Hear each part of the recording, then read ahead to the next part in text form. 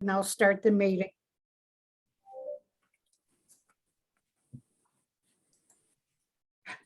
I will call the Wednesday, November 24th meeting of the Public Safety Committee to order. Staff, please call the roll. You got the roll? I'll take care of that, Jerry. Alder Moore. Here. Thank you. Member Davis. Here. Member Fontaine is noted as absent today. Member Henderson. Not present. Member Miley. Here. Thank you. Member Zwart. Here. Member Reed. Noted as not yet present. And Member Bisbee has previously noted that he would not be here today. We have quorum. I'm sorry, Thank you. Chairwoman Thomas. I know you know I'm here. Okay, thank you. I'll entertain a motion on the minutes of September 22nd. Is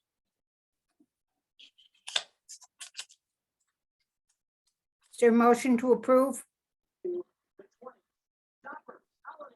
I'll make a motion to approve. Is there a I'll second. second? I'll second. Any additions, corrections, modifications? If not, all in favor of the minutes as written, please signify by saying aye. Aye. Aye. Aye. Opposed? Minutes are approved. Brian, are there any appearances that you're aware of?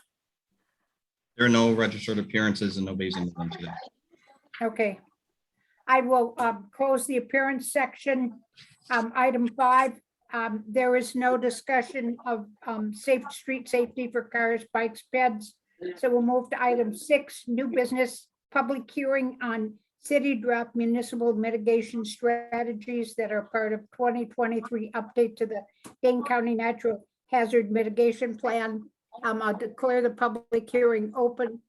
Brian, if you could just summarize for us what this is about. There don't appear to be any appearances, but we will have a summary of it. Yeah, happy to do so. For those who don't know, I'm Brian Gatto. I'm the city administrator. I'm here tonight, kind of just taking the lead on this update process for the Dane County Natural Hazard Mitigation Plan for 2023. Kind of in summary, what this is, it's a 5-year plan similar to other long-range plans that we do. This one, the focus is on what are the various natural hazards that a community like Monona and other similar communities in Dane County experience, and how can we think about ways in which we could address those either through capital investments, education, facilities improvements, all those different types of things. So every 5 years, Dane County comes out and asks all of the municipalities in the county to work with them to update their plans all at the same time. And they go through a process with FEMA. So that's one thing to note on the front end is this timeline is really being driven by FEMA in Dane County. We're just passengers on the boat, if you will. So they opened up this process in late August and had a number of different kind of informational workshops that staff had to go through to get updates on how this process works. So as staff, we've been doing that over the last couple of months. We took the liberty to kind of put together some draft mitigation ideas and strategies that go along with that. And one of the requirements is that we have to hold a public hearing at a public meeting, similar to what we're doing tonight. And then also our draft plans are incorporated in Dane County's larger hazard mitigation plan. They have that out for public hearing right now. I know that's been noticed far and wide. So they get that feedback. We make some modifications based on whatever feedback we get tonight. We submit that to Dane County for their first pass review on December 15th. They go through some process with FEMA. It eventually does come back and eventually goes back to the council at some point in mid next year. And we can update the Public Safety Committee once we get a sense of where the FEMA Dane County Emergency Management process is before we bring it to council next year. And then once it's approved by our council, then it goes through the Dane County approval processes. And then towards the end of 2022 is when the full Dane County plan is approved. So a lot of process, but we're happy to be part of it. It's my understanding that we weren't part of it 5 years ago. So we're happy to be kind of back in the loop with all of our corresponding municipalities here in Dane County. So with that, I'll take any questions that you have about any of the elements that are in the plan. We did receive some feedback from Mary Ann Reed, which I included in the packet material. I've read through her comments. Those make a lot of sense to me, so I'll update our draft documents to incorporate her changes before I submit them to Dane County. I would like Mary Ann's comments to be included in the record in a minute for the public hearing. Yep, that sounds great. And we will, we'll hit you up with questions and comments during the next portion, which is the discussion and consideration. So is there anyone else who wishes to speak on this who's not from the committee? If not, I will declare the public hearing closed and we will move on to item 6B, discussion and consideration of the city's draft municipal mitigation strategies that are part of the 2023 update to the Dane County Natural Hazard Mitigation Plan. Questions or comments from the committee?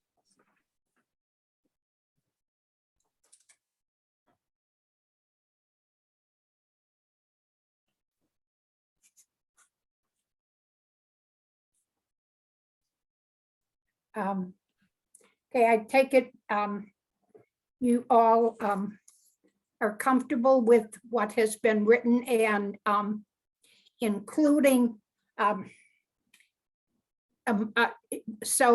will ask for a motion to move this on to the council and include Mary Ann's suggestions as are included in her comments. So if someone would like to make a motion to pass this on to council with recommendation for approval, including Mary Ann's comments.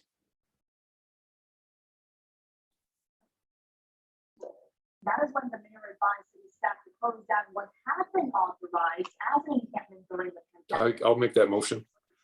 And I'll second it. So the city says they'll start enforcing the ordinance that prohibits. Any At this point, questions, comments, 40 campers discussion? Machines are working with them. Do you have any idea what the chatter is in the background? Can anybody else hear that chatter in the background? Yep, Yeah, just ask that members, please. It's probably easiest to mute yourselves if you're not speaking, please. Thank you.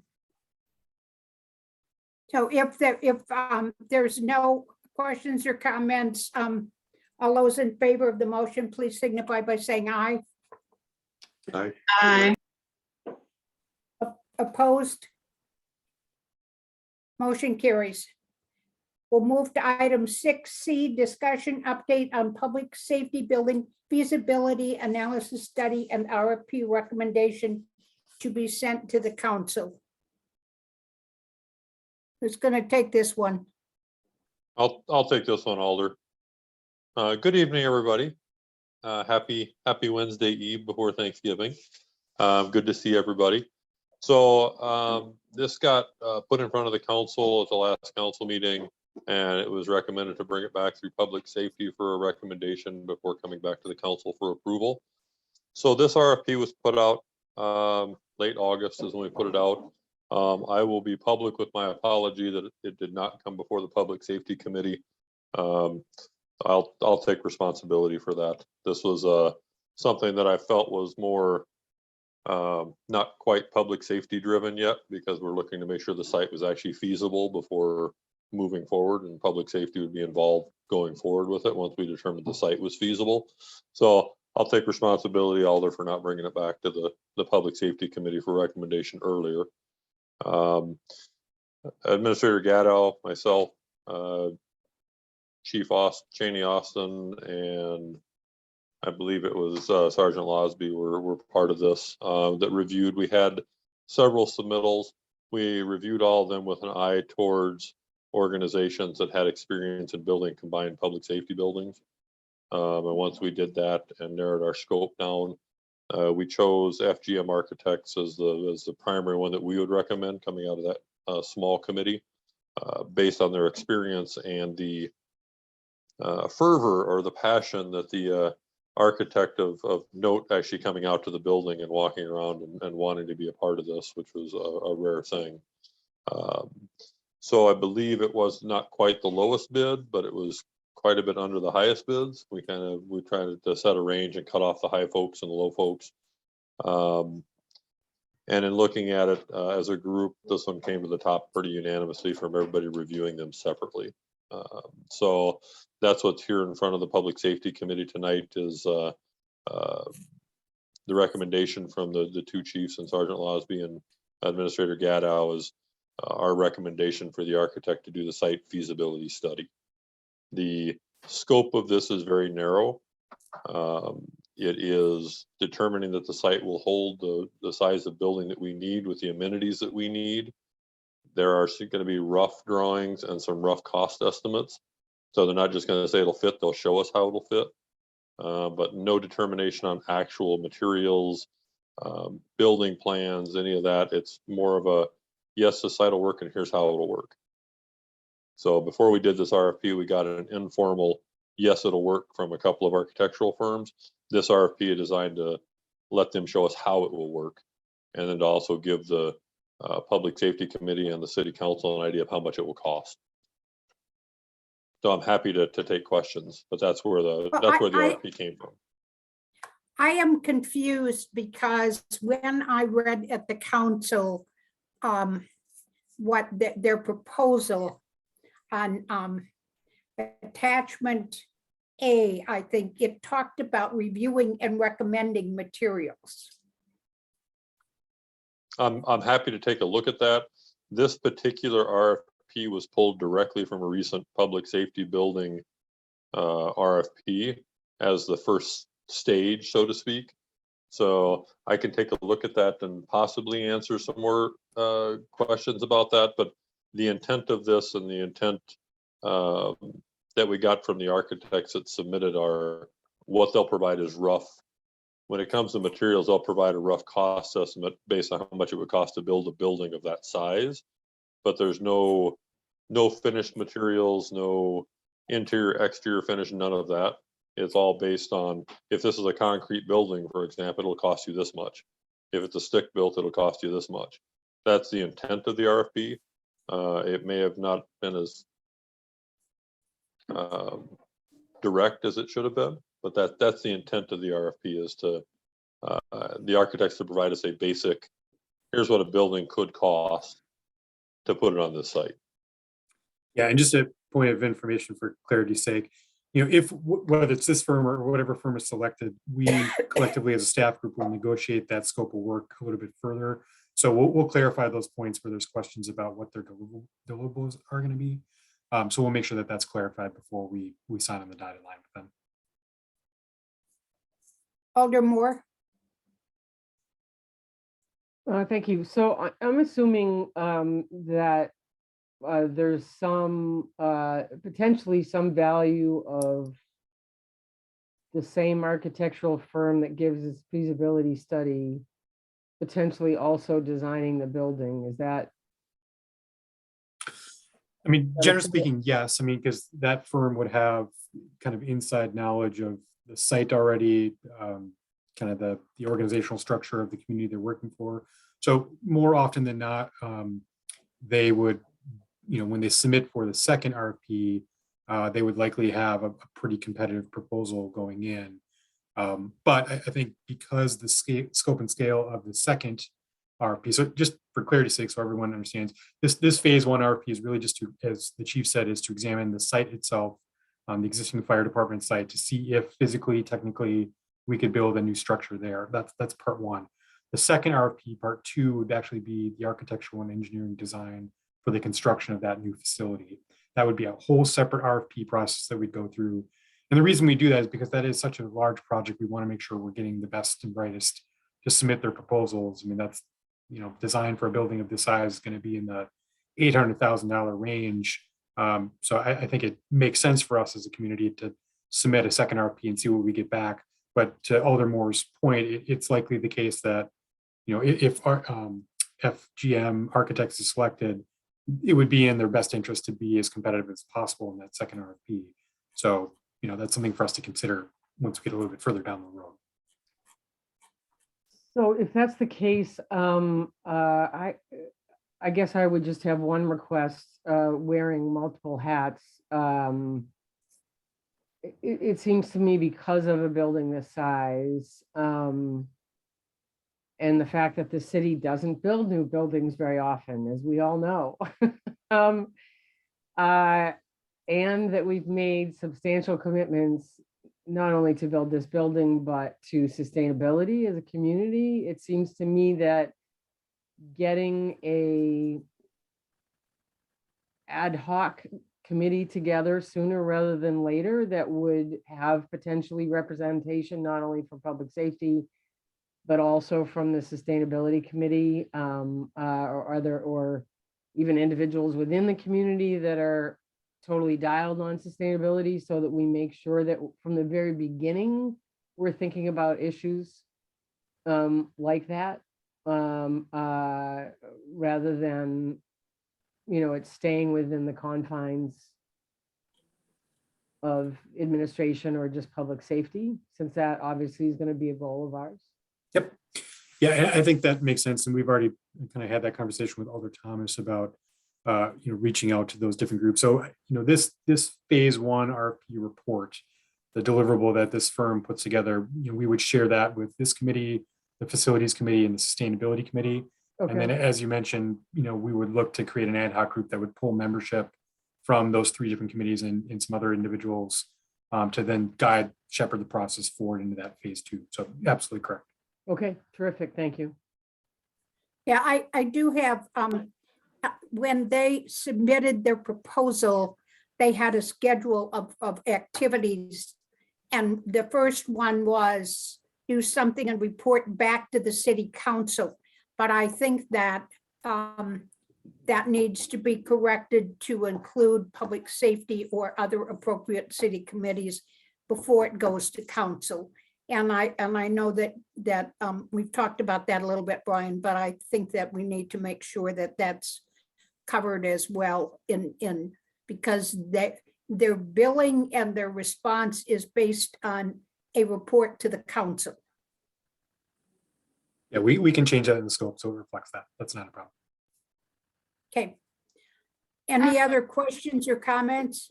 I have a question. Mark? Go ahead, Angela. Thank you.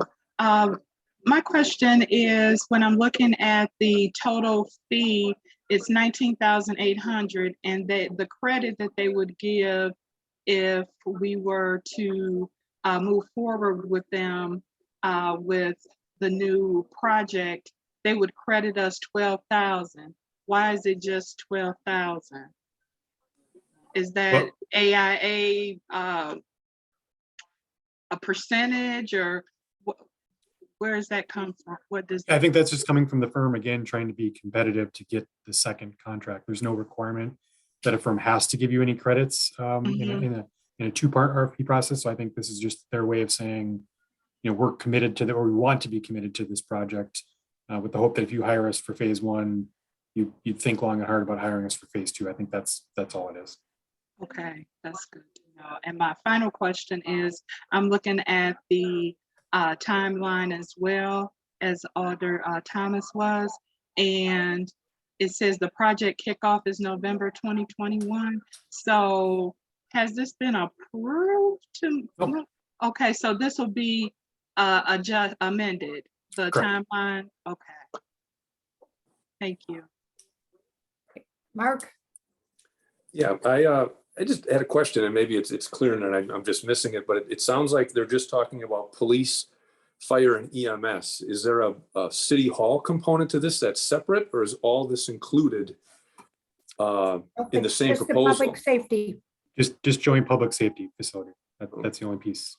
And ultimately, do we see, though, the building area there housing all three of those services? This new facility that would be constructed, yes, it would house all three services in one building. Yeah. Including City Hall, but that's totally separate. Yeah, I I guess mean, it I'm would trying be to figure out- adjoining the existing city hall. Yeah. Okay, That's so separate. anything we're talking about is just public safety stuff, and in that they talk about like shared spaces and things like that. Is that what the chiefs kind of envision here of having like a shared space, or would it be kind of separate? And before they answer, I don't want to forget to thank both chiefs, because they were very gracious when I stopped over and gave me in-depth tours. I lived here since 1974 and never been in there. And they were very gracious with their time, and it's clear we need something new. So I appreciated their time, because I know they're busy guys.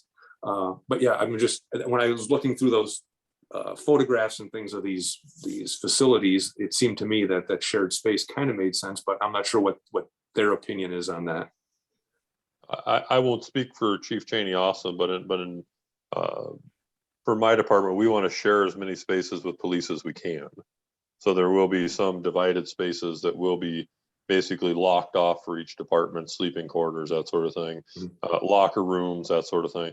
But any place where we can share resources within that building, we're going to be happy to do so. Fitness room, kitchen, we can share a big dining room, training rooms, that sort of thing, wherever we can share resources to maximize our space there. At least that's my goal with this type of building. And I'll just add, thanks for that question. And Jerry covered everything that I wanted to, but I'll add that I come from an environment where police and fire didn't share space. And so this is an adjustment period for me. And what I've done to address that is really have conversations with our staff, really candid conversations about their comfort level and how well they interact, and would they still feel comfortable doing X, Y, and Z. And they said, absolutely, yes. I mean, the dynamic between the fire and EMS staff here and the police staff is different than what I'm used to. But these folks are used to that. They welcome it. They appreciate those exchanges. The one thing I will add is that this firm, this particular architect did show up on site, as all of anybody who was interested in putting a proposal had the option to do. And the chief and I and our staff made arrangements for. This is one of two firms that showed up. And I can tell you that this firm and the architect who represented the firm had a great deal of experience and was thinking of things and concepts that myself or Sergeant Losby wasn't even thinking of. And I think Jerry might have had similar experiences because they have sort of the broad array of building these joint public safety buildings and how we can conserve space, thinking about sustainability, thinking about all of these factors that were highlighted in sort of our priorities of the RFP. Now that's to the design portion that we'll get to later, but it's important for the site feasibility architect to have that in mind when we're thinking about if this space can work or not for our needs. And I feel very comfortable moving forward with this particular architect in the site survey, and potentially I think as a good competitor for the actual design architect. Alder Moore. Yeah, just as a follow-up to Mark's question, I just wanted to give Mark a little bit of a backdrop for you, which is that a number of years ago, there was another ad hoc committee specific to a new public safety building and whether or not we were actually going to move it somewhere else. And what the city center might look like. And actually that was followed a study that was done, I believe, originally in 2011. Yeah, 11 and 12. 2012, about all the city facilities, and the upshot of all of that those other meetings and ad hoc groups was that City Hall could not only stay where it is, but it made sense to everybody that City Hall was actually in pretty good shape. It's too small, which is to say that our staff is crammed in there, but certainly, but once police and fire have their own dedicated space, it was felt that City Hall, would be able, and our administrative staff would be able to spread out a little bit more on that floor where they are now. And so that's why this doesn't include City Hall, because City Hall, it's anticipated that City Hall would stay put.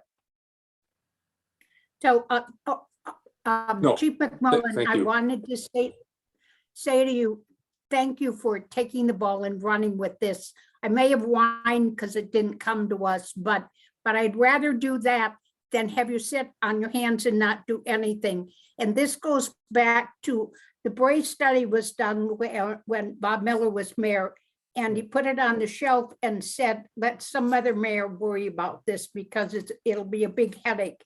So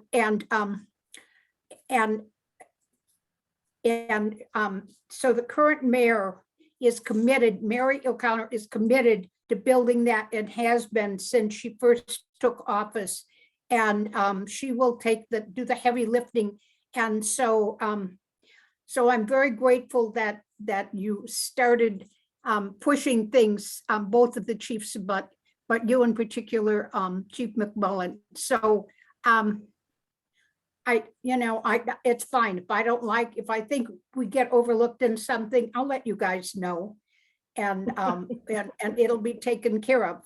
That is the way it works, but it's moving, and that's the important thing. So does anybody else have any other questions or comments? If not, a motion to approve the acceptance of this RFP to council would be in order. So moved. Is there a second? Second. Further discussion? All those in favor? Aye. Aye. Aye. Opposed? Motion carried. Again, to both of the chiefs, I hope you're here when the new building gets built, because we're going to. You better be. Where am I going? Where's Jerry going? Exactly. I just hired, were both hired.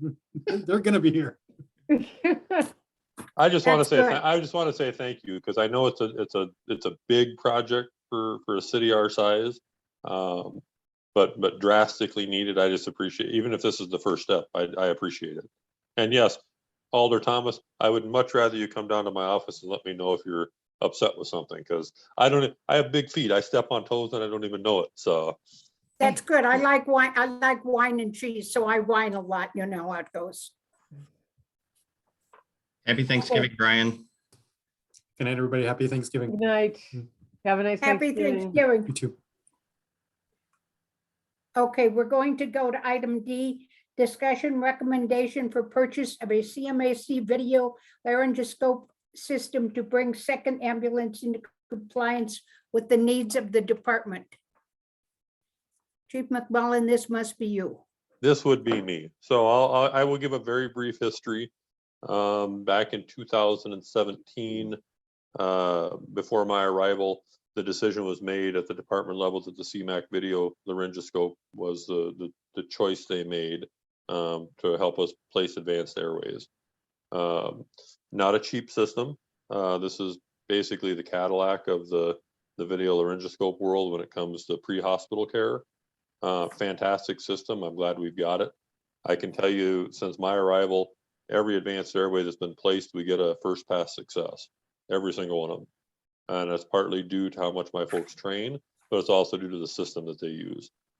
So in bringing on new medical direction in 2022, which is MEP, which I'll talk about in the chief's report, I met with Dr. Cronenfeld, who is a Monona resident, fantastic lady. So we'll have our medical director in the city. We were discussing video laryngoscopy because she's a very big proponent of aggressive airway management. And she loves the fact that we have the CMAC. She asked about our second ambulance, and I said, well, I've got a King Vision, which is an old, about 3 generations old. And her response was, no, you don't, throw it away. She will not accept that as a video scope on an ambulance in our service, simply because you can't record with it. So all of our airways, the CMAC allows us to not only take still pictures of when we actually pass somebody's vocal cords, it allows us to video record it as well. That video becomes part of the patient care record and gets uploaded to the EPCR as part of their record.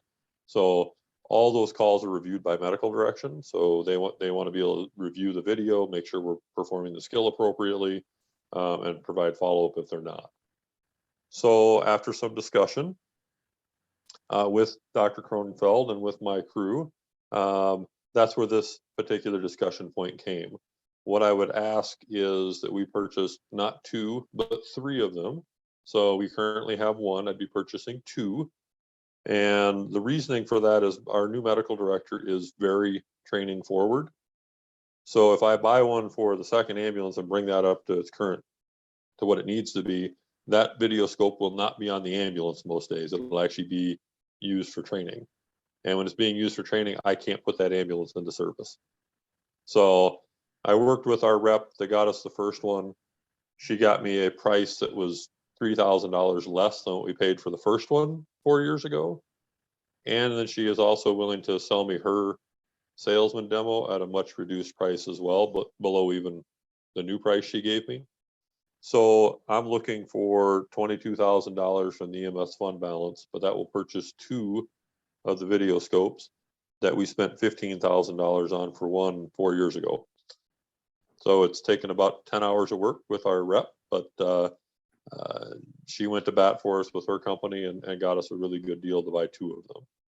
So that's what this proposal for tonight is approval to move to the council a request to purchase 2 of these before January 1st to bring our equipment up into compliance, but also provide the training equipment we need going forward.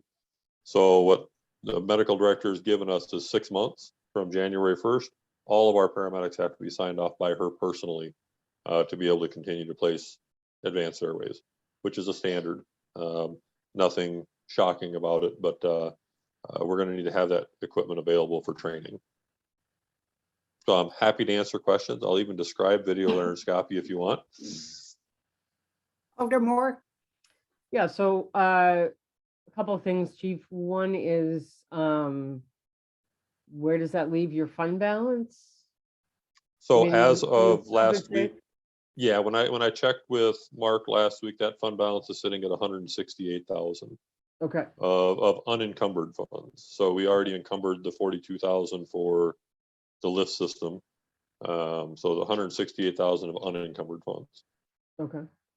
And I assume that these are all while they're dedicated to the ambulances, I assume that they're all mobile. So if we switch out ambulances or we Yes, need they are them. they are 100% portable. Okay. Okay. any other questions?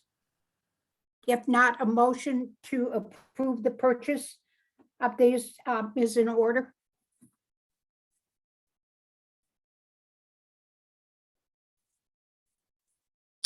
I'll make the motion. Is there a second? I'll second. Further discussion? All those in favor signify by saying aye. Aye. Aye. Aye. Opposed, motion carries. Thank you so much. I appreciate it. We appreciate it.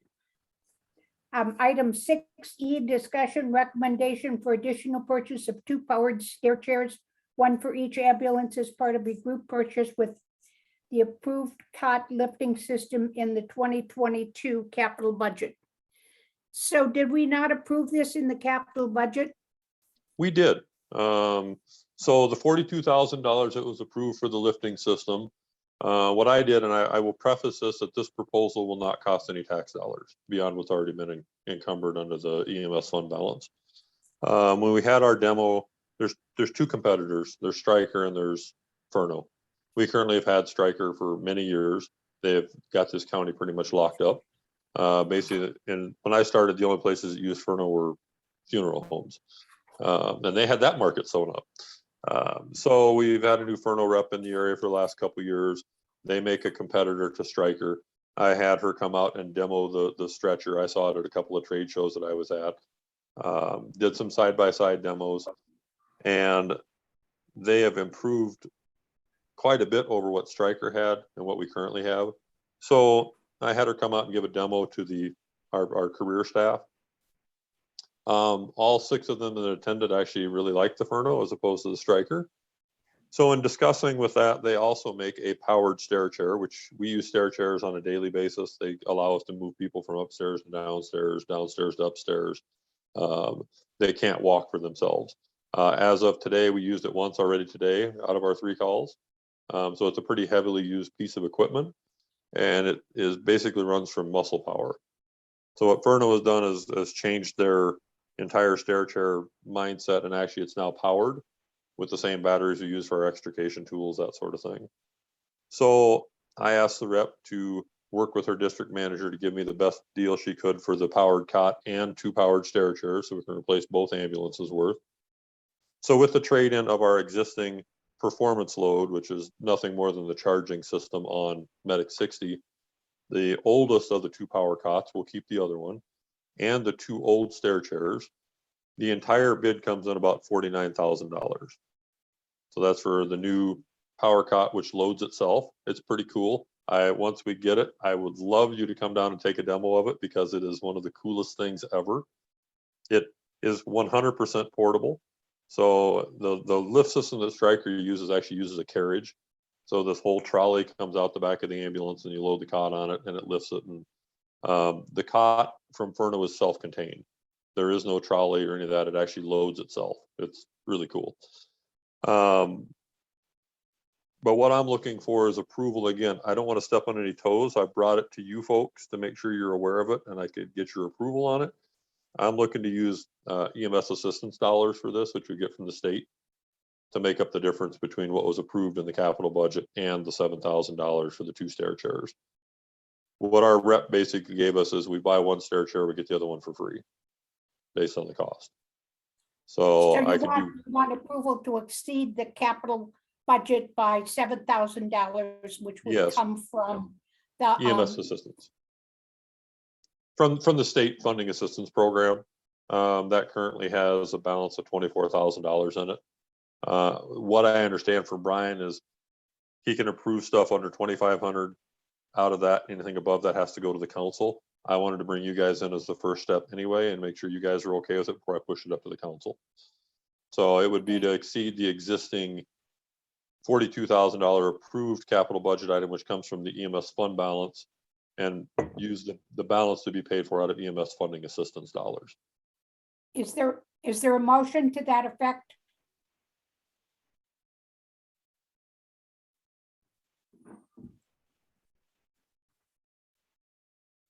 I'll move.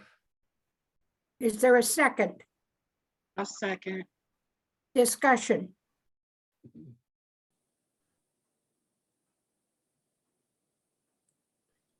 No, if there being no discussion, all those in favor signify by saying aye. Aye. Opposed? Motion carries. I appreciate it. Thank you very much. Thank you, Chief. We will now move to item 6F, discussion action on additions to the previously reviewed draft to the city noise ordinance. I think you all got a copy of Bill Cole's modifications to the plan. And I will ask Chief Cheney Austin to bring us up to date and tell us what this is about.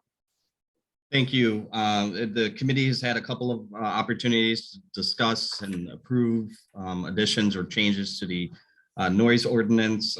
In that time, we received some feedback from a resident who had just sort of missed the last opportunity that this committee had talked about this topic, and had some fairly really good recommendations with respect to adding language about light motor vehicle control.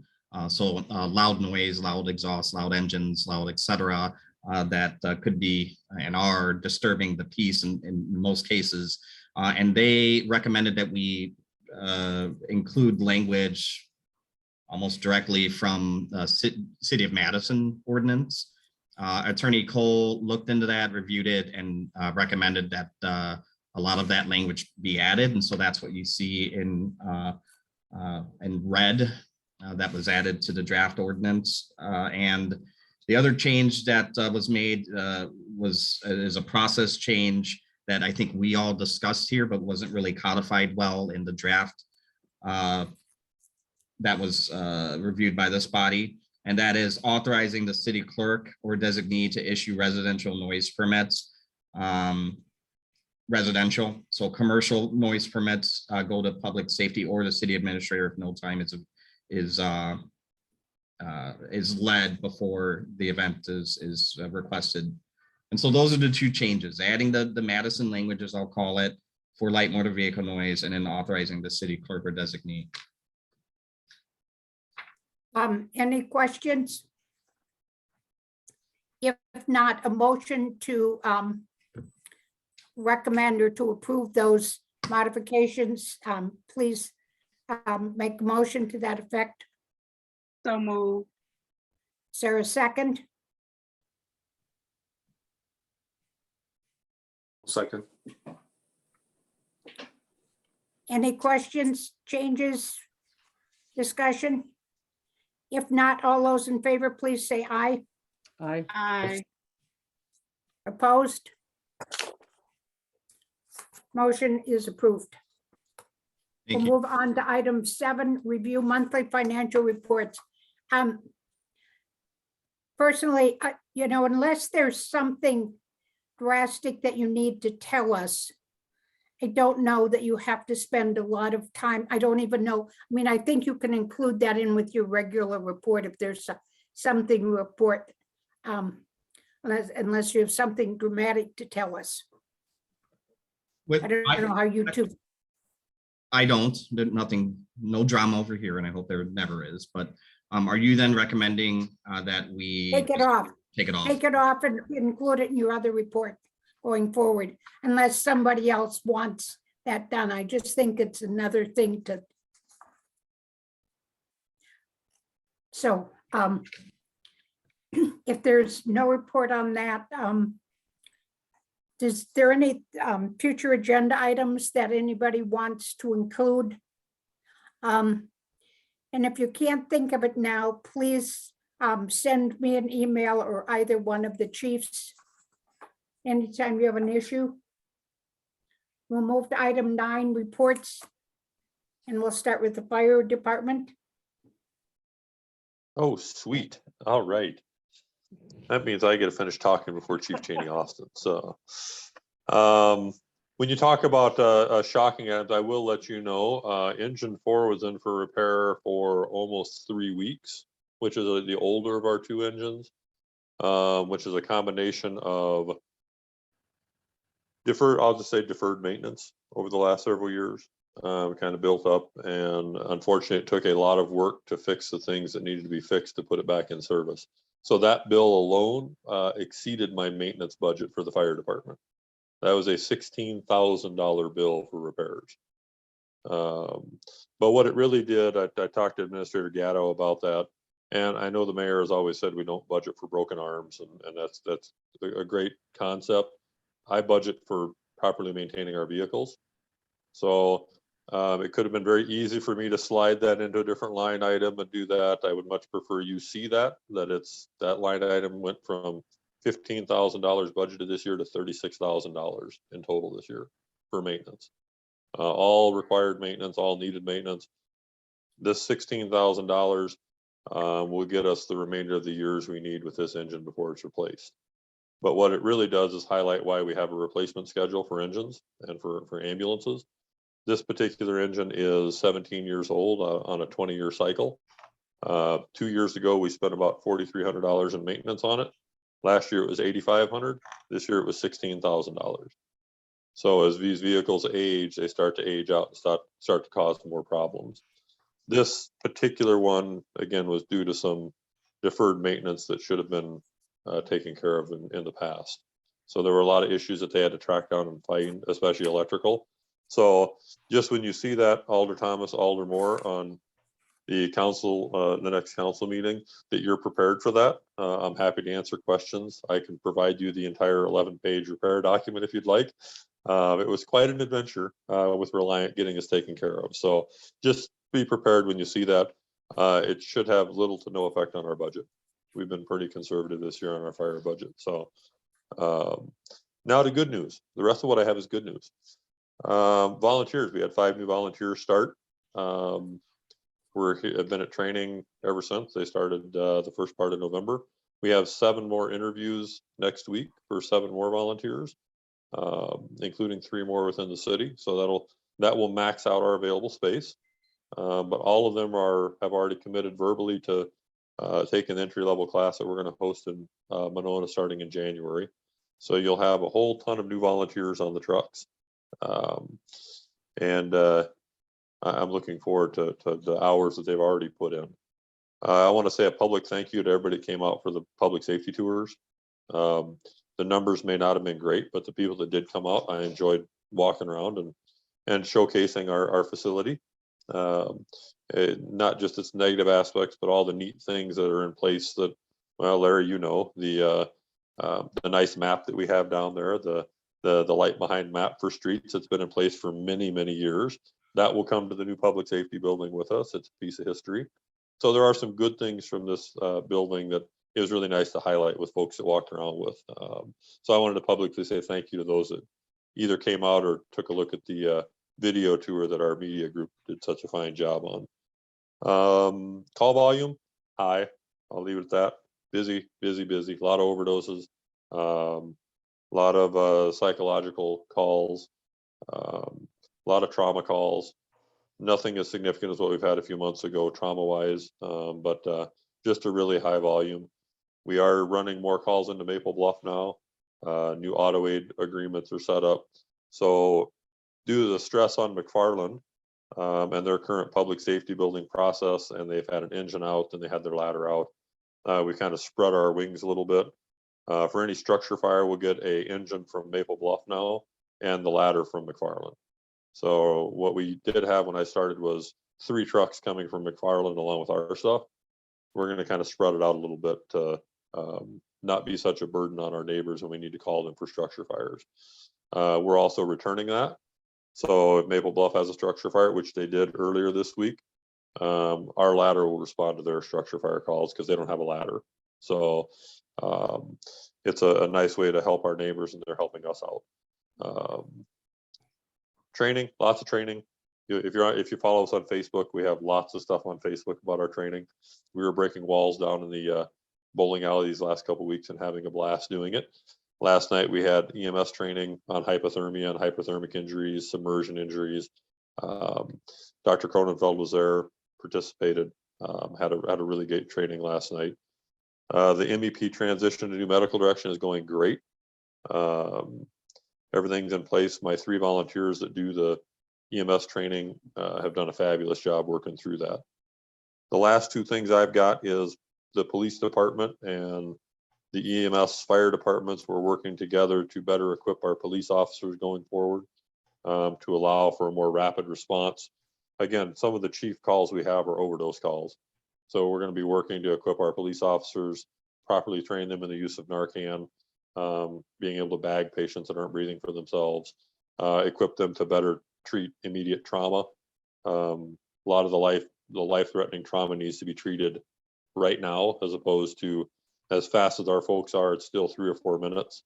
If it gives them the ability to treat life-threatening trauma now until we get there, that's fabulous.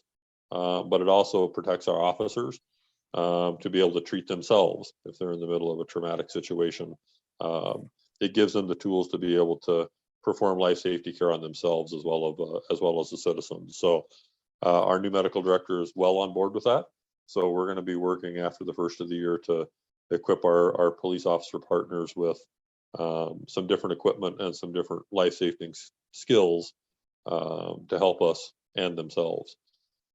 And you'll start seeing me overnight after January 1st. As of January 1st, I require everybody to pull 24 hours at the station. I'm no different. So at least twice a month, you'll see me pulling overnight OIC shifts at the station. I've done some remodeling in my chief's office that I share with my 2 assistants to put a futon down there. So I'm not eating up one of my paid on premise rooms. It makes a funny picture when I sleep on a futon. We'll leave it at that. But you'll see me occasionally on overnights starting January 1st. So I don't believe in empowering my folks to do that if I'm not willing to do it myself. So that's all I've got. I'm happy to answer any questions. So before you start, Janie Austin, Larry, welcome. Do you have any questions about anything? We did plus recommend the approval of the mitigation strategies, including Mary Ann's suggested modifications. Yeah, I want to apologize for, I have no excuse. I forgot. about the meeting. And I printed off all of the mitigation material. I even looked at the county's mitigation plan. I was particularly interested in what areas of Monona might be in the floodplain. And from the size of the map in their plan, I would have needed like 100 power binoculars or something to read the thing. I mean, a page size is not enough for the detail that I was interested in. And I feel that the mitigation plan is really important, that the county keep its plan up. When I worked for the state, I was involved with the state mitigation program. Most times, it just kind of sits there. The state has a mitigation plan and it has mitigation projects. There's never enough mitigation money to go around after disasters. The idea is you look at what was destroyed and what can you do to keep it from being destroyed again. Wisconsin had one of the best mitigation programs in the country. And oftentimes when other states would not spend their mitigation money, FEMA would go hunting around the other states to see who had projects. Wisconsin always had projects in the pipeline. We had a very sharp mitigation officer. And then she messed up and retired like I did. So I don't know what it is now. But I know in Kenosha County, for example, along the Fox River, the county was able to purchase 54 homes that had repetitive flooding. And the federal government is only going to pay individuals and municipalities, jurisdictions, a certain number of times to fix the same thing over again. So they were able to get those homes out of there. Nobody likes to leave, but nobody likes to be flooded. And if you don't have that kind of a headache that you need to worry about again, I think that's a benefit for everybody. And that's Parkland. Now, I've driven through it. It's amazing. And we've got places here in Monona that are really vulnerable. 2008 was very scary, very scary. And I talked to the city council, the city staff about some things that they need to do the next time we have an event like that in terms of securing the area, making sure that you know who is allowed in and who is not, because that has liability insurance implications. If someone is injured responding to your disaster and you've got a record of their participation, the jurisdiction's liability is limited to its per capita. And I think it's $1 per capita. And then the rest of it is picked up by the state. The biggest example I can think of this is an event in Manitowoc County with a tornado. An individual volunteered to help. He cut a taproot on the tree. It threw him over the house. The county did a good job of keeping records. They had this individual on file. So their liability was $51,000. That was the county population at the time. The last time I talked to our attorney who was handling the case, his medical bills were over $500,000. So those are really important things for us to keep in mind. There can be big dollars involved when we have a disaster. And right now the lakes are looking low, but boy, in 2008, you know, I was down there in the islands with the National Guard and a whole bunch of other people filling sandbags. We had the governor and a governor candidate filling sandbags, you know. So I apologize because I think this is really important. With the public safety building, they talked about a secure room. The EOC should be a room that does not have exterior windows. Chiefs, you guys know that. And that's an important security thing. And we should look at the building for how we can shelter citizens. I know one of the 4th of July festivals, Kathy, maybe you can remember this. We had a severe storm warning. We took people into the community center from the 4th of July celebrations. Dan filled me in entirely on that particular year and how bad He it did. was. Yeah, Yes. yeah. And so- I will say the EOC weather safety room is already on our radar. We've already reached out to WEM to figure out what state funds are available for that. So as we move through the process, that's already on the list of items. So. And it needs backup generation power, backup fuel. We upgraded the state EOC with a new generator and fuel. And we had a storm in Madison, and lightning took out the power at the state EOC, and the lights came on just like that. And everybody's going, yay. 5 minutes later, the lights went out. What they discovered was that the room that the generator was in had louvers, and the louvers weren't connected to the electrical system. So that when the power went out, the louvers shut off. When that generator lost oxygen, it stopped working. So, you know, anybody can miss a detail somewhere. And we got that fixed. So these are things that I think are really important, and I'm sure that the city is gonna, you know, look into all of these things. I just want to say one quick thing before I finish, and it's because Larry's here. We're actually going to be utilizing his masterful experience in February for a training for the fire department. So he has agreed to come in and do a presentation for our staff as well. So I do appreciate his experience and knowledge base. I'll be doing a presentation on what's called Incident Command, and it's a nationwide management system for managing disaster response. Every jurisdiction in the nation uses it. There's common terminology, common concepts and principles. And I was asked to do about an hour and a half presentation on that. So Chief, I'm glad you brought it up, because I was going to ask you to, you know, I didn't want to invite other people to your party. But Hey, I'm wide open here. The more the merrier. So so if any members of the committee want to show up for that, Brian, if you want to come, or have any of your folks come, that's fine, you know, and we might even want to have other city staff. I'll leave that up to you guys.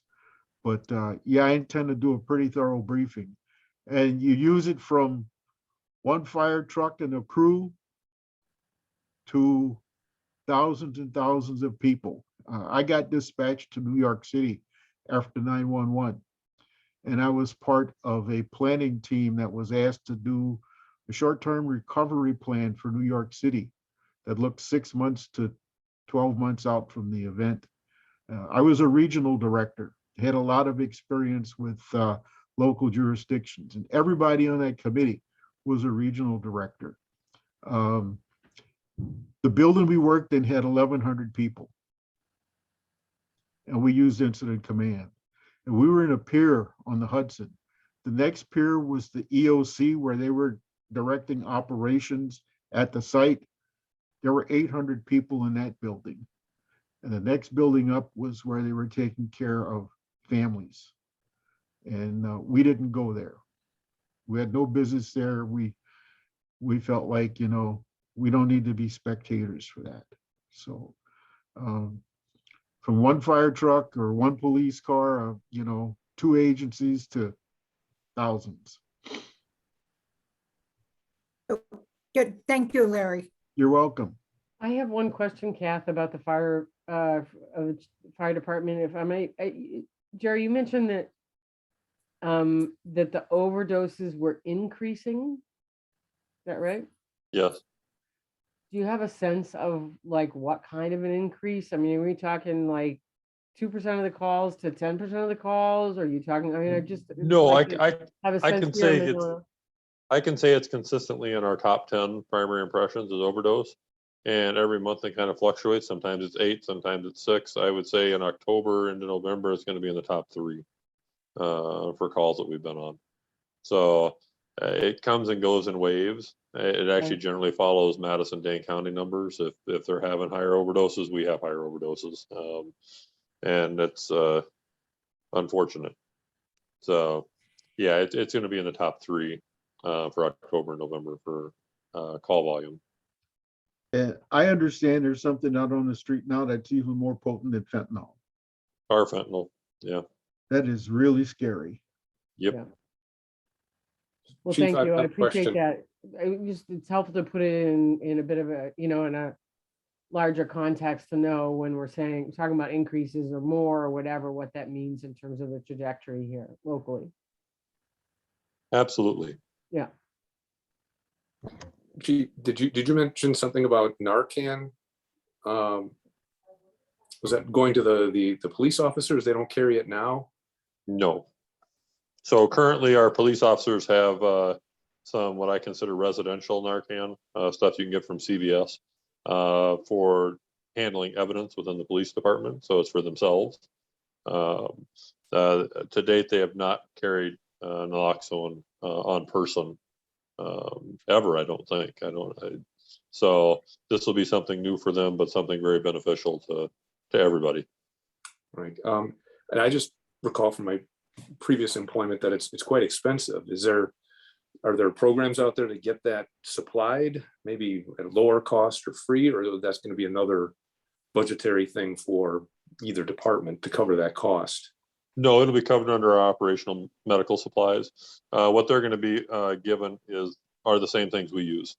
So we want them to be using the same dose we use, the same box we use, the same materials. So if they use it, we restock them and it gets billed to the patient. Mm-hmm. So currently naloxone runs $43.26 a dose, I think is what our cost is for the box of 2 milligrams of naloxone. Now you can go to CVS and get it for free in some cases, but for medical use, it's $43 a box. Okay. All right. Thank you. Chief Cheney Austin. Wait 1 second. This is Connie. We worked with the AIDS network for Red Cross, and we get all of our Narcan for free through them if we do their training. I don't know if that's still available or not. I haven't checked within the last year. Generally speaking, for government agencies, none of that applies. They expect if you have taxpayer dollars, you can pay for it. So there is a 10% rebate from the manufacturer that we take advantage of whenever we order a 10-pack. So we do get some money back on it. But generally speaking, all the programs that offer free naloxone do not apply to government agencies. Bummer. Chief. Thank you, everyone. Segueing right in line with the discussion here, assist fire, EMS, mental health related calls still are our #1 calls for service that we go to.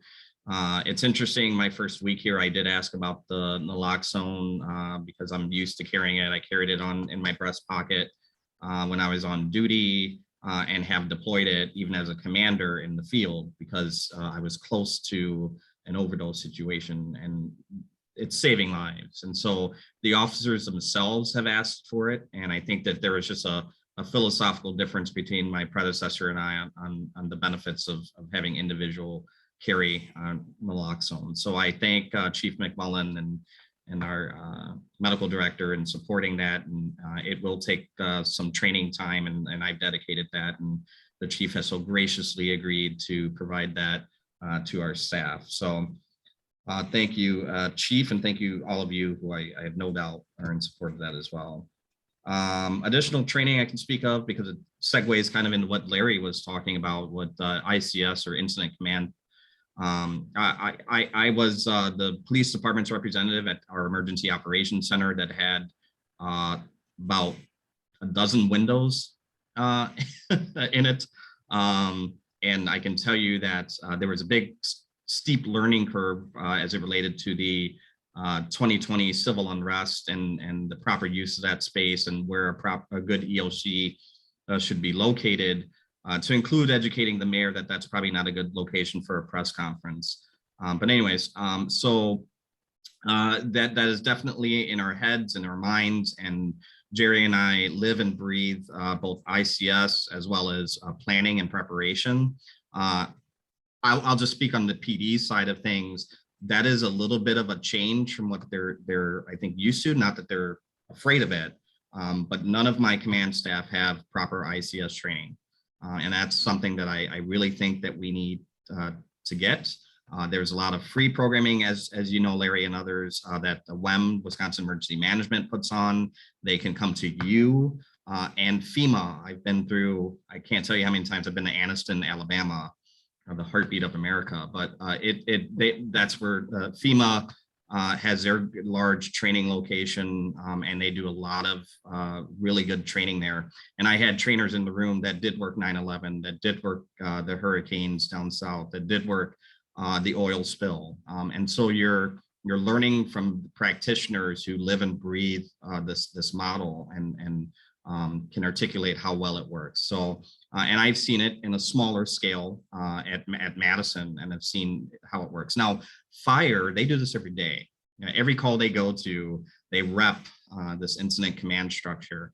Cops, there's a reason they call us blue canaries, jokingly and lovingly, is because when we see danger, we go, and it's hard for us to stop and take pause. And so incident command structure doesn't necessarily halt you in saying you have to wait until the next highest ranking. No, it's like somebody establishes command, even if they're the least senior person, you know, working that day. They're first on scene, they know most about what's going on, their command, and then you sort of establish behind that. And then yes, when the next highest ranking person comes on and they're able to do so, then they declare their command, and then they start moving the pieces of the puzzle around. The reason I'm bringing this up is, number one, I think that Jerry and I are philosophically aligned that ICS and preparation is important. I think that as evidence has shown us how much planning and preparation went with the July 4th community festival, which both Jerry and I got feedback that it was great, that we had meetings to discuss the what ifs, and wrote up various contingency plans and a designated casualty collection points, heaven forbid, but you have to do it. Designate reunification centers, heaven forbid, but you have to do it. That had never been done.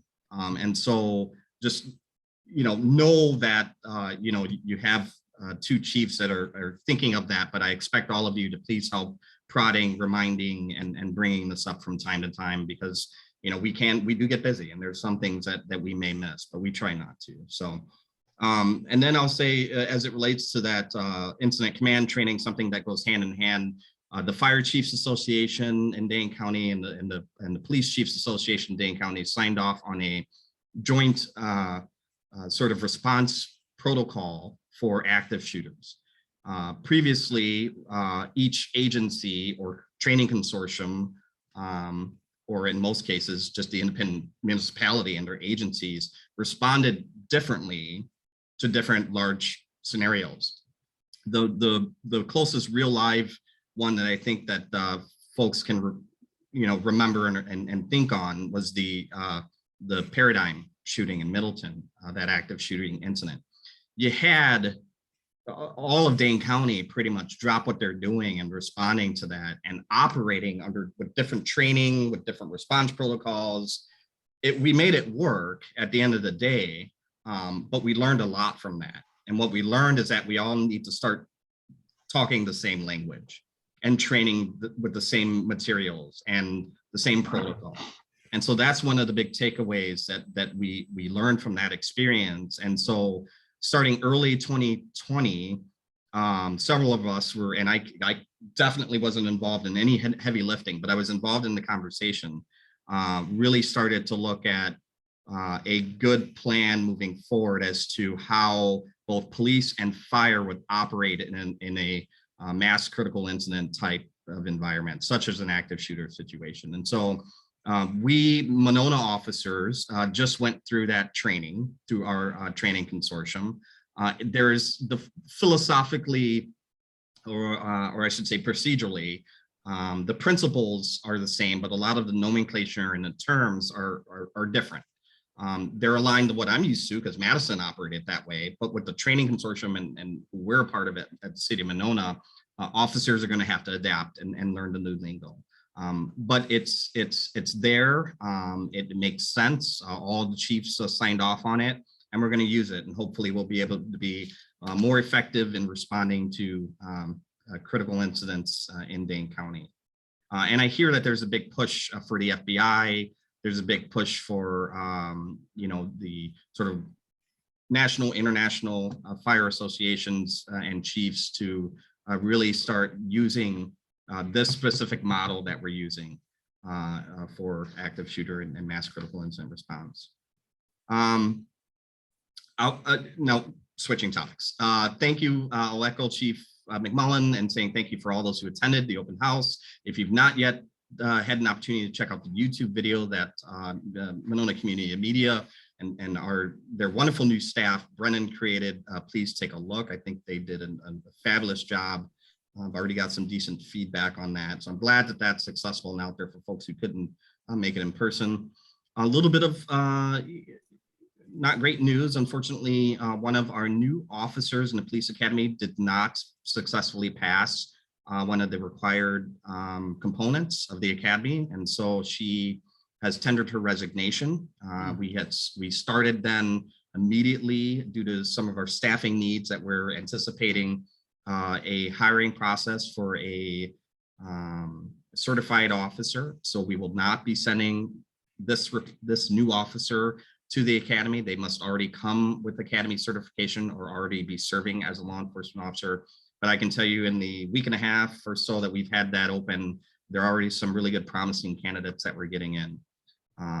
That process should go to the Police and Fire Commission for the PFC interviews at their next meeting on December 21st of this year. And so we should soon after that day have a new officer announced with a conditional job offer. We just closed our process for dispatcher because we anticipate one retirement next year. And so we have received authorization to sort of double fill, so to speak, and we'll hopefully have that new dispatcher in place and training in January. The reason I bring both of those up, number one, I want to make sure you're aware, you're informed, but we may, if we already haven't already, reach out to some of you to participate in our hiring panels or oral interview panels, because I think it's beneficial to involve members of either this committee or the public in which you represent to be a part of that process. You may see things or hear responses differently than those of us with badges and guns, right? Just based on your life's experiences. So, and I value that. Let's see, our new canine was selected. We have a new pup. The new pup doesn't have a name, it is a he. We are working with Winnequa School to select that name. And so hopefully next week, we'll get an opportunity to announce that to the public. We'll probably do some PR rollout with that. But I think that that's a great opportunity for some engagement with the young kids over at Winnequa to have ownership of the new name of our new canine. Hopefully they pick a good one. I'm not going to call it Charlie Johnson or whatever for the 10 years of its service. So hopefully it's a good one. Speaking of canine, we do have our canine pancake breakfast. If you haven't seen it, I'm whipping up some wonderful pancakes along with probably all of the staff who are available to participate in the canine fundraiser benefit. It's a pancake breakfast happening on December 5th at the community center from 7 a.m. to 12 p.m. It's a fundraiser, so we're asking for $8 for adults, $5 for kids. Reason that's important is because Santa's going to be there.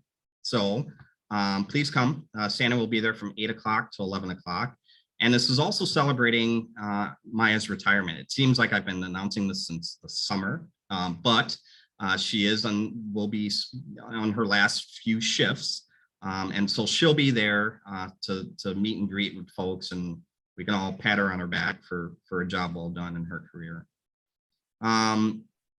Moving forward, switching gears just a little bit, community engagement. I think you've heard me use that term several times. I will continue to use it because it's a core value, but we need to continue to impress the importance of dialogue between our community members and members of the police department. And sometimes you need to, in my position, I found that you need to sort of move folks a little along and sort of not push them over the edge, but kind of guide them to the line in which they can feel it's okay to have conversations. Here's what I'm going at that. I'm requiring that every staff member here that receives a paycheck that works for the City of Monona Police Department attends minimally one community engagement event per quarter. So 4 times a year, I expect my dispatchers, my sergeants, my officers, my lieutenants, myself to be doing all the stuff that you see Jerry and I doing, interacting with our community. It does 2 things. Number 1, it breaks down barriers, right? Where, especially us cops, we can sometimes find ourselves self-isolating and only relying on ourselves. And we only feel comfortable talking to ourselves. And, it's some of that's okay. That's like that camaraderie is okay, but not to a point where it is creating a divide, right?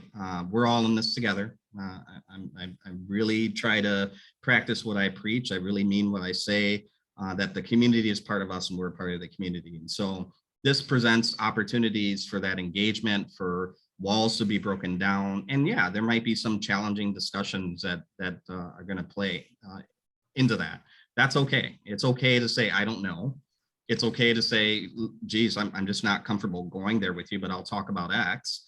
All of that is okay. And that's what I want our members to feel more comfortable doing. And so to get them more comfortable, not to say that they're not, but I'm mandating at least 1 per quarter. So 4 times a year that they engage in that. And I think, when I announced that, obviously change is different and there's some apprehension, but I think there's enthusiasm as well. I think that this year, I think they've seen opportunities to be out and about, attend block parties, attend concerts, attend community events, and just chat and introduce themselves by first name, talk about what it's like to be an officer working the beat, talk about what it's like to be a dispatcher. So you should see more of us out and about next year. And so just wanted to make that known. And then lastly, what I'll mention, something very important, something I mentioned to council is already discussed, obviously with the mayor and with our city administrator, but there are some changes that I made with respect to our service protocols. And the reason that I've made some changes into some of the things that we will no longer be physically responding to is because in my brief time here going on, just short of 6 months here, I spent a lot of time with our officers, spent a lot of time with our dispatchers, trying to balance what I do in the community with the time I spend in-house too. And our officers are frankly, they've got a really challenging job. There's not too many of them, but we're starting to see, creeping its way into our city. Here's some big city problems that Madison is experiencing next door. The weapons offenses, all the overdose complaints, all the traffic crimes, the retail thefts from the big box stores. I don't think, frankly, my predecessor or many people would have anticipated the strain, of having large commercial entities here, retail entities. So we have 21 staff here and they do a lot of great work in the 8 hours or sometimes for some of them 12, their shift hours that they're here. But what they're struggling with is some of the administrative work that I demand or that the state demands because the report's got to get done and the DA's looking for it. Or so we're I wouldn't say struggle is a stretch, but we're finding it and sometimes challenging for our busier shifts, in particular our day shift and our afternoon shifts, to get caught up. And I want to make sure I don't burn our cops out.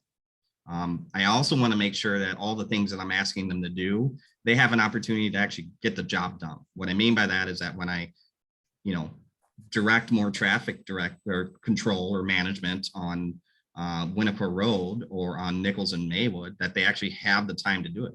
What I'm finding and listening and experiencing is that they go and do it, and then they get pulled away for what is a minor offense with no solvability, or a civil infraction where the police probably shouldn't have been called anyway. Things that they were previously required to go to, they're being pulled from what we all, I think, need them to do. Your chief has asked them to do, to other lower status calls. So here's the list.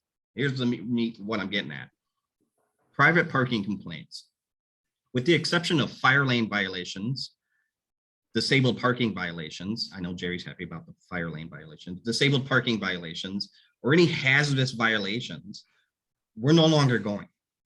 This is a $30 ticket that we were previously issuing, frankly, to the larger commercial sites in town that would call when a vehicle had been abandoned for a week in a parking lot, not bothering anybody, not disturbing anybody, but parked on private property without the consent of the owner. So as you can imagine, the cop that I have doing traffic control or traffic monitoring, trying to help Jerry, our wonderful crossing guard, and all the wonderful kids and students trying to, get to school, having to break from that to go to a parking complaint on the other side of town for a car that's been sitting there for, a while. And instead of letting that call just sit forever, the state allows for private entities to contract with tow companies. So you fix it yourself. You have every authority to tow a car on your property. There's requirements that you report that to the police department so that we don't get mistaken stolen car complaints, et cetera, from a car that was lawfully towed from private property. But at the end of the day, it leaves us out of it. We don't have to break from what we're doing, that extra patrol, because of the theft complaints that we're getting, that whatever that we're asking our officers to proactively do, they now can focus on that instead of having to go to private property complaints. Private property crashes, that's another one. Most folks probably don't realize this, but there's very few citations that a police officer can write if a crash happens on private property. Hit and run, running over a fire hose, very important. OWI, I think that's it. So there's very, very few. Reckless driving is the other one that we respond to. Most of the time, 99% of the time, in my experience, remember I came as a traffic captain from Madison. Most of the time when we respond to private property crashes, there's no tickets that can be issued lawfully, and it's an insurance matter. It's a civil issue that we spend a great deal of time, number one, going to, number two, documenting for civil purposes. I think that there's a better use of your officers' time, right? Not to say that we can't help them, we will. So we'll direct them to the state's self-report system. It is a very, my opinion, although I'm a cop, I'm used to filling out reports, so I get it, but it is designed to be a user-friendly report. There are some barriers to that. Folks who don't have English as a first language, we will help them with that as best we can. For cases in which folks don't have access to that technology, we have paper versions, and there's places in which we can direct them in which to complete that report. If there are cases in which we know, we had one earlier today, right? One of my officers spent the appropriate amount of time helping a gentleman who spoke limited English, and who was originally referred to self-report for a private property crash, needed more help. That officer must have spent 45 minutes, appropriately so, now trying to help that gentleman at least get the information that he needed. And that was great. That's a service that I expect. However, for those in which you have a fender bender at the whatever parking lot off public roadway, both parties are there, exchange information, there's nothing that the police can do. We can't determine who's at fault in a parking lot, right? So if you don't have those elements, you don't have the OWI, the hit and run, the reckless driving, or the running over the very precious fire hose, then it's a civil matter. And so we are not responding to those anymore without a good cause for us to respond. Civil disputes, and I promise Alder Thomas, I'm speeding this up here. I know you got cooking. Civil disputes. We have gone to a variety of civil disputes in which we're not authorized to make any determination. It's a civil matter that needs to be handled in litigation or I refer to it jokingly as Judge Judy bill, right? These are small claims issues that the police department really has no authority to lend, favor on, if it should go right or left. So oftentimes we end up leaving our burglary patrols to go to a civil dispute that is a one-sided version of account that the complainant wants or demands sometimes that we document.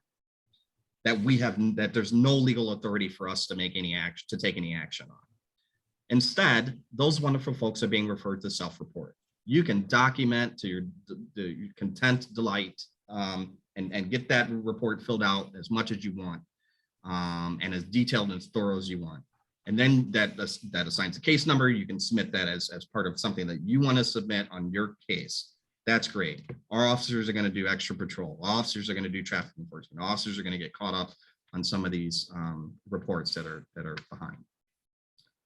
Some of the things we will respond to when it comes to something that might be referred to as a civil dispute is our child custody issues.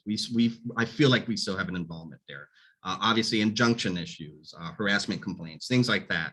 That is not what I'm referring to as a sort of a plain old civil dispute. Okay, and then two more. Theft complaints. Theft complaints in which it's misdemeanor or lower being forfeiture, and a misdemeanor dollar amount according to statute is $2,500 or lower, in which there is zero suspect complaint. None. Nothing at all. I have no clue who did it, when, what, where, what. I just know it happened. And that's all I have. And there's nothing you're probably going to get other than what I'm telling you. Those are going to be referred to self-report. The solvability of those is extremely low. We can review them in self-report. If we find the match, or we think there's something more to the story, or if we think there's a pattern of behavior, we will reopen that. We will recontact the complainant. We will assign if appropriate. But we're not going to break from what we're doing to go take a complaint in which there's very limited follow-up that we can do at that time. We would prefer that the complainant use their time as available to complete a self-report. Some of that's happening now. It's just been suggested, not sort of mandated, right? It's been suggested, hey, our officers are busy. Would you mind going online and filling out this report? Now it's going to be, officers are not going to be responding to that based on what you've described. Here's your option. Do you need any help filling that out? Can I direct you to anywhere else you might need help with, or you might, need some assistance with? Again, when you have issues in which somebody is unable to complete that report, English is a second language. We have, there's other issues going on. We will respond. We will take that complaint. We don't want people struggling through this process when they're already having a hard time. But if they're able to complete the self-report, we're referring to that. Anything that's higher than the misdemeanor amount is a felony. Felonies are obviously a different threshold. There's different eyes that we need on that, investigative eyes that we might want to lend to that, where an officer could see or think of something different than the complainant might not be aware of. We're going to respond to all felony theft complaints. And then lastly, goes hand in hand with theft complaints is criminal damage to property complaints. Very similar thing. Under the dollar amount, no suspect information whatsoever, zero likelihood of solvability. We're referring to self-report. Doesn't mean we're not going to read it. We're just going to read the complainant's documentation of that report. And if we need to reopen the case or do any follow-up, we will. The only exception to that is that if there is any hate crime enhancer element of that, if there is racism graffiti, for example, or if it's a targeted victim because of their race or sexual orientation or whatever factor that may be, we will respond. Regardless of the dollar amount, we're going to respond. And I think that the community expects us to do that. And so my goal is that in alleviating these three things that we were going to, more often than not, in cases when we probably should be referring to self-report anyway, that'll allow our officers, not all the time in the world, because they're still going to be busy, but some time to get some of these tasks accomplished. And so that's what I wanted to share with this body. I've already shared that with Common Council and obviously with the mayor and the administrator, and I'm happy to answer any questions you may have. Alder Moore? You're muted. You're muted. Sorry, quick question, which is obviously, I think these church changes are terrific for all the reasons that you said. But I just know as somebody who spends a little bit of time on social media, you know, I'm always seeing people, well, I called the police about this and they didn't do anything, you know, and so I'm wondering what you are going to be doing to get the word out for these changes and educate people about these changes. And then hopefully you wouldn't get as many calls to begin with. Yeah, thank you, Alderman, for asking. We're happy to take the calls, and our dispatchers are actually, you know, we've got little talking points for them, right? And so they're actually navigating folks through this change. They're not just saying self-report and kind of ending it at that. Right. We've directed our dispatchers to be patient, to explain the change, to explain the process, to explain what happens after they complete the report, that there will be a review, that if any other, you know, all the things that I talked about, they're relaying that to the complainant. Now, I can't control everything that's on Nextdoor. I've heard a little bit of things that go on there.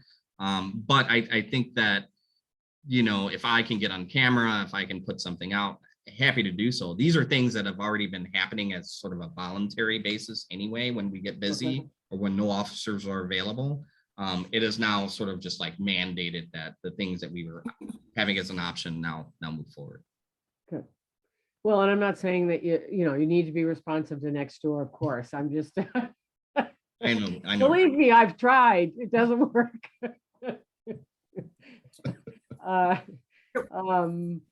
But Dane has a much better at that than most. But yeah, just in terms of educating people, you know, because I think most people probably don't know that the self-report system is even there for any of these. You're right. Thank you, Alderman. And I anticipate that. And that's why I've asked for our staff, even our officers, when they're responding out, to just be a little bit more patient. But I will tell you that this is in line with the next municipality that surrounds us. Madison does this and has been operating with this for some time. We're not Madison. There's a reason I don't work for Madison. I get that. But when I'm looking at the resources that we have and looking at why Madison went to that model, because I was a part of that decision as to why Madison went to that model, it makes sense. We're not able to continue to sustain this. And I'm thinking health and wellness, all these other factors. And I know you're in agreement. I appreciate that. I think that I will give our residents a little bit more credit. We've had some people where, frankly, I was at risk of being ageist. In that I thought for sure an officer should go and, oh, I got this. I'm an IT professor. I know exactly what I'm doing, you know.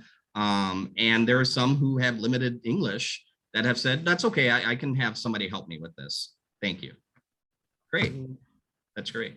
And so we're there for people who, you know, may have that struggle in trying to navigate this. And at the end of the day, we're not going to spend more time arguing that they should do it. We're just going to go out and take it. We're just going to take it. Okay. Now, we won't take the ones who want to sort of abuse what I'm trying to do here. Just because they demand, it's not going to necessarily mean that they will receive an officer, but we'll work with them. We'll try to be accommodating.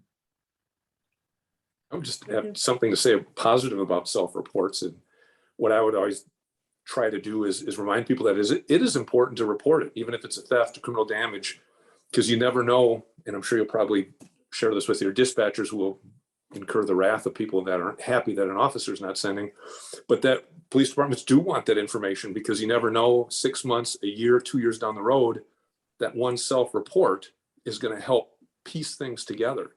So it's not, you know, I never looked at them as secondary reports are not as important. So it you know, it's better than not reporting at all. So I'd always encourage those people to call in and get it on paper right then when it's fresh in their mind. 100%. And Member Resort spent a lot of time reading reports in this former job, a lot. And so I appreciate that, Mark.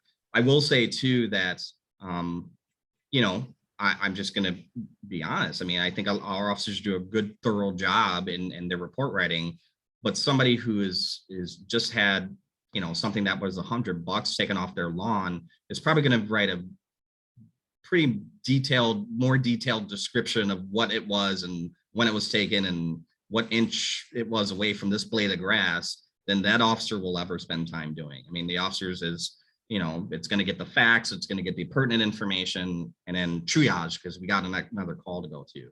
What we're finding is that a lot of these self-reports are much more elaborate and much more detailed than, you know, they probably need to be, but that the detail is there. To Mark's point, it might be the missing piece of the puzzle that we might need years down the line.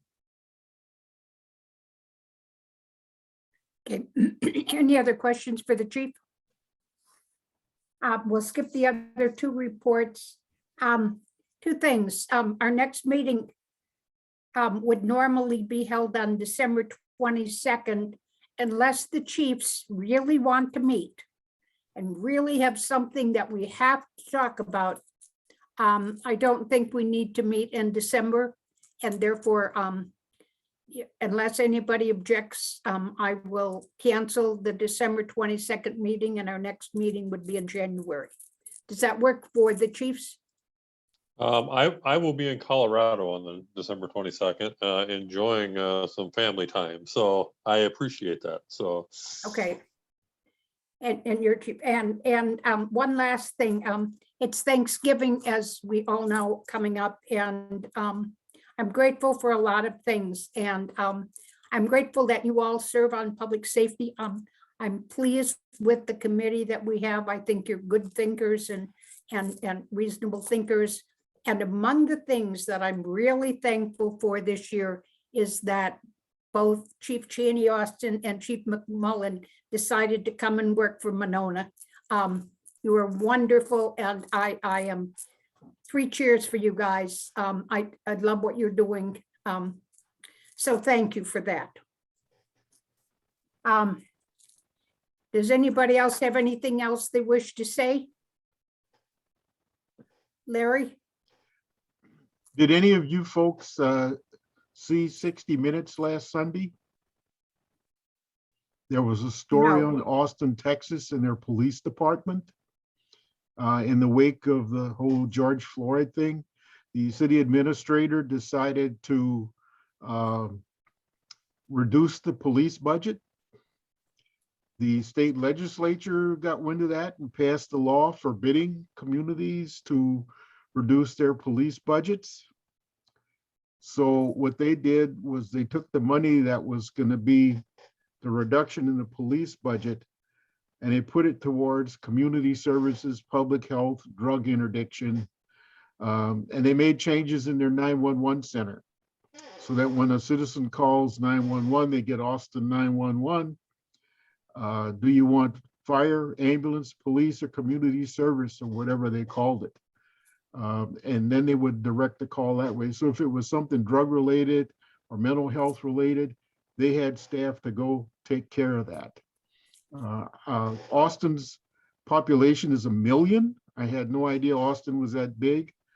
I don't know what their budget was. I don't know what the transfer of funds were, but they did indicate that the call volume for the police department went down 3,600 calls for the first year of the program.